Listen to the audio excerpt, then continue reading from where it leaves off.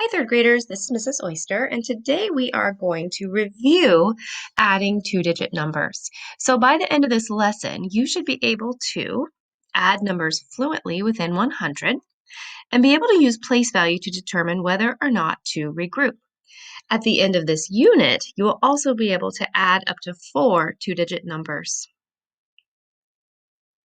So let's start by reviewing the Make a 10 strategy that you've been working on in class. Remember back in first and second grade that when you had two numbers that were going to have a sum or a total over 10, you would break apart the second number to use a 10 fact to solve it. So here is a model right here of a 20 strip, all the numbers from 1 to 20, and I have a line right here after the 10 because we know a lot about the number 10. So let's say we're solving the problem 8 plus 6. Well, what I'm going to do is I'm going to color in the 8. Let's see if I can do this with a green crayon. Okay, it's not going to be perfect, but that's okay. So I'm going to color in the 8 with a green crayon. And then I'm just going to use a neutral color for the other one. Let's see. How about I'll use black. Okay, so I'm going to add 6 more. 1, 2, 3, 4, 5, and 6. Now you'll notice that we already have the answer because we just colored it in on this number line, but the number line is going to model for us the strategy that eventually we'll use in our heads. Okay, let me go back to there we go. Okay, so 8 plus 6. What we want to ask ourselves is what goes with 8 to make 10? Now I know that 2 goes with 8 to make 10. So I'm going to take this 6 and I'm going to break it apart into 2. There's the 2 right there. And then what's left, which is 4. And that's the 4 right there. So 8 plus 6 is essentially the same as 8 plus 2 plus 4. The 2 plus 4 together makes the 6. Now I'm going to group the 8 and the 2 together because 8 and 2 is a 10 fact. I know that 8 plus 2 is 10. And then what was left of the 6? 4. So 8 plus 6 is essentially 8 plus 2, which is 10, plus 4. Or an easier way to think about it is this. 8 plus 6 is the same as 10, here's our 10, plus 4. And we know 10 plus 4. 10 plus 4 is 14. So by breaking apart this 6, we can use an easy fact, a tens fact, and add it to the leftovers, and that will give us our sum. Now, this is a longer process when you're learning it, but now that you're in third grade, I'm sure it's much more automatic. And eventually, this mental math strategy will be very helpful. Now, another way you've learned to do this is using number bonds. A number bond is when you take a number, and you divide it into parts. Sorry, not divide, that's the wrong word. You will separate it into parts. So, for example, if you have 8, that can have parts of 5 and 3 because 5 plus 3 is 8. If you have 10, that can have parts of 6 and 4 because 6 plus 4 is 10. You can use these number bonds when you add larger numbers. We kind of turn the number bond on its side, and sometimes we call these carets. You can also call it a number bond, and we can use this to help us add. So for example, 8 plus 5, we can take this bottom number and we can decompose it. We can separate it into two parts. We want one part to make a 10. The 8 and the 2 makes a 10. And then the other part, we just add to that 10 to get the total. So this would be 10 plus 3, which is 13. You can technically break apart either number, the top one or the bottom one. I typically prefer to break apart the smaller number. I think it's easier to break apart smaller numbers than larger ones. But you can break apart either one, make a 10, and then add the rest. Okay, so let's practice. I am going to grab a pen. How about if we use purple? And we are adding 7 plus 4. Now I'm going to start with the 7. That's my bigger number. And what goes with 7 to make 10? I'm going to break apart the 4 into something that goes with 7 and then whatever's left. Well, I know 7 and 3 make a 10. And what's the other part of 4? 3 and 1. So now here's my 10. I'm going to circle it. Remember we used parentheses before, but I'm going to circle it. And I'm going to put my 10 over here in the tens place. There are no other 10s, so I'm going to go ahead and drop that guy right here. Now how many 1s did I have left once I broke apart the 4? I had one 1 left. So 7 plus 4 is 11. Let's try 3 plus 9. Now, remember, my strategy is to keep the big number, break apart the smaller number. You can do it whatever way you want, but I'm going to go ahead and break apart the smaller number. So I have a 9, and I need to break apart the 3 into two parts. One part that makes a 10, and then whatever's left. What goes with 9 to make 10? Well, that's an easy one, right? 1. 9 and 1 make 10. What's the other part of 3? 2. So here's my 10. And see, I could put it up here and then drop it down. I'm just going to put it straight down here. And then how many ones do I have left? 2. So 3 plus 9 is 12. Okay, go ahead and try 6 plus 8 on your own. You can break apart the 6 or you can break apart the 8 and see what you get. All right, let's try it.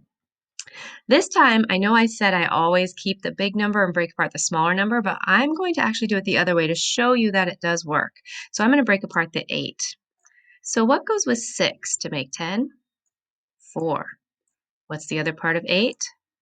Also 4. 4 plus 4 makes 8. Here's my 10. So I'm going to put my 10 over here in the tens place. And what's left? 4 ones. So 6 plus 8 is 14. So how would we use that if we're adding two-digit numbers? How would we use that same strategy? Well, always when you add, you're going to start with the ones. You will hear your teachers say that all the time. Always start with the ones.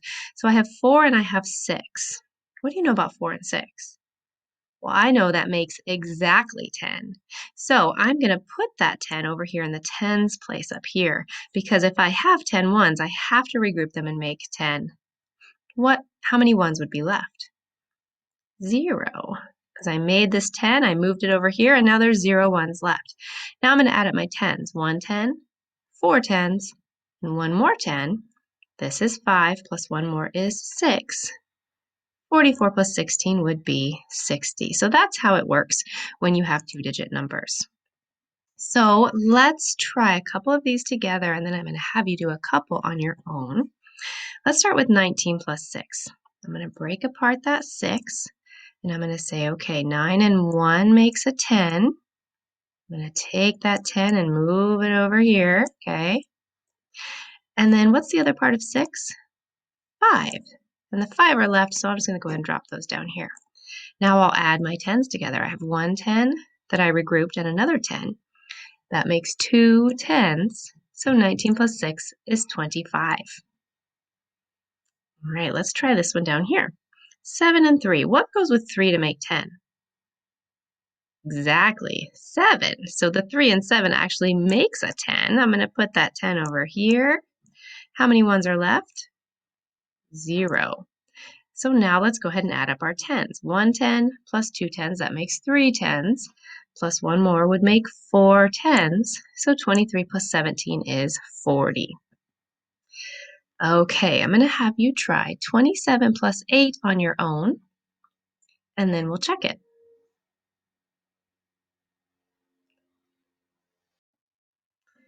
Okay, let's go ahead and try 27 plus 8. Do we have enough ones to make a 10? What goes with 7 to make 10? 3. Well, we have 8, so we definitely have enough. So let's break apart the 8 into a 3 so we can make the 10.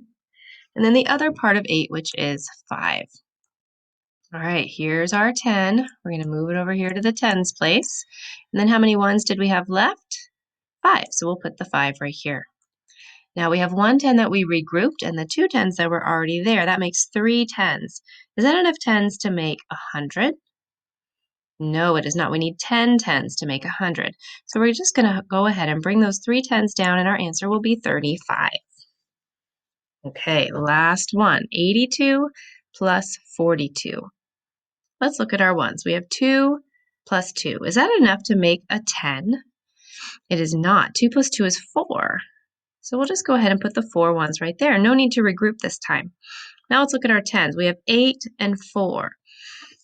This time I'm going to break it apart real small in the middle here. What goes with 8 to make 10? 2. So this time we do have enough tens to make 100. And then the other part of 4 is 2. Sorry, it's so small and hard to see. I'll leave it right there.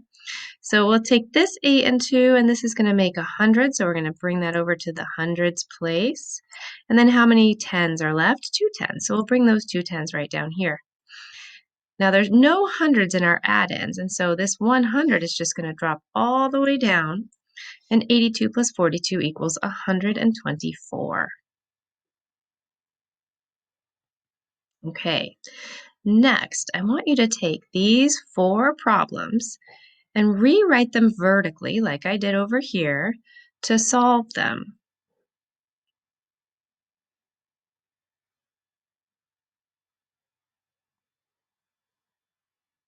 What do you notice about each of these problems? Hopefully you notice that in none of them do you have to regroup. You never make 10 ones and you never make 10 tens. If you don't have 10 ones, you can't regroup. And if you don't have 10 tens, you won't regroup.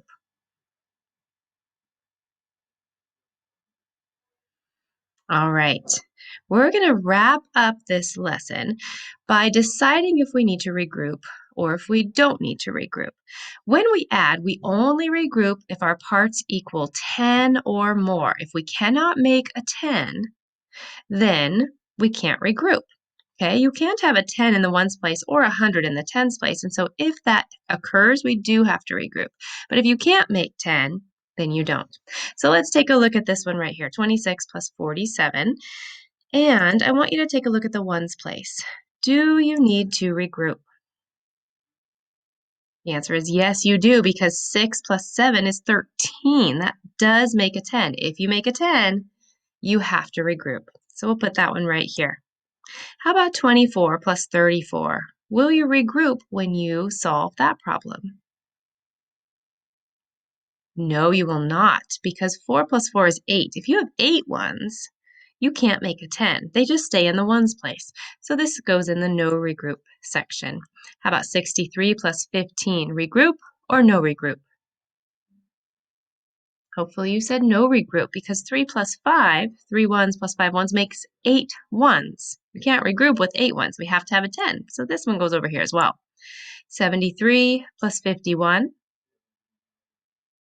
also a no regroup. 3 ones plus 1 1 makes 4. Oops, but take a look.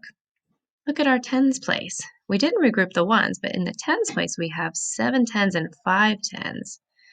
If we have 7 tens and 5 tens, we do have to regroup, because that adds up to 12 tens, and we can't have 12 tens. We need to move it to the hundreds place. So actually this does go in the regroup. Last, we have 39 plus 78. This one you do regroup. In fact, you're going to regroup twice, because 9 plus 8 makes more than 10, and 7 and 3 also makes a 10. So that goes in our regroup section.